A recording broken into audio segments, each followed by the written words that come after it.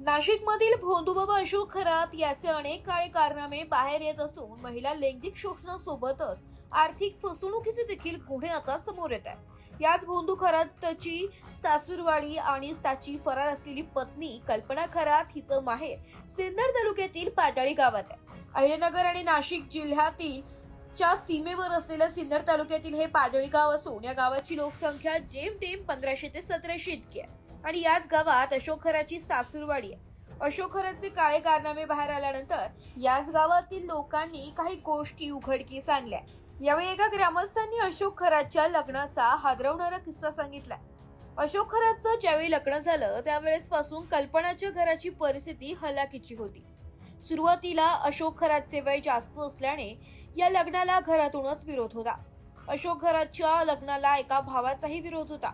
मात्र नंतर हे लग्न कसं जमलं ते कोणालाच माहित नाहीये। परंतु 1992-93 च्या साल दरम्यान अशोक खराचं लग्न झालं। मी देखील त्या लग्नात होतो। यावेळी हळद लावताना अंगावरचे कपडे काढायला अशोक खरातने नकार दिला। मात्र सगळ्यांनी सांगितल्यावर कपडे काढले त्यावेळेस अशोक खराच्या अंगावर वार झाल्याचं दिसून आले, अशी माहिती एका ग्रामस्थांनी दिली आहे। अशोक अशा वागण्यामुळे त्यांचंच गाव काय सासूरवाडी आणि नातेवाईकांचे नाव देखील खराब झालं। आता जे समोर आले आहे त्यामुळे त्यांच्याविषयी बोलण्यासारखं काही राहिलं नाही। आमच्या गावाला केंद्रीय कृषी मंत्री स्वर्गीय अण्णासाहेब शिंदे यांचा वारसा आहे। केंद्रीय कृषी मंत्री म्हणून आमच्या गावाचं नाव देशात घेतलं जात होतं। मात्र या अशोक खरातने आमच्या गावाचं नाव खराब केलं, अशी संताप एका ग्रामस्थांनी व्यक्त केलाय।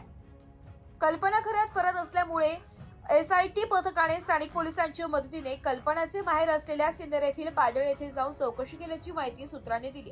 मात्र माहेरच्यांशी कल्पना ही 16 वर्षांपासून संपर्कात नाही। तिला अशोक खरात हा कधीही भेटायला येऊ देत नव्हता, अशी धक्कादायक माहिती नातेवाईकांनी दिली आहे। विवाह झाल्यावर कल्पनाने माहेरशी फारसा संपर्कात नव्हता। भावाला देखील कल्पना कधी भेटायला आली नाही, अशी माहिती तिच्या माहेरच्यांनी दिली। तसेच कल्पनाचे बाहेरचे लोक तुटपुंज शेतीवर उदरनिर्वाह करतात, अशी माहितीही तपासातून समोर आली आहे। वृत्तसंकलन विभाग, एस मराठी न्यूज, नाशिक।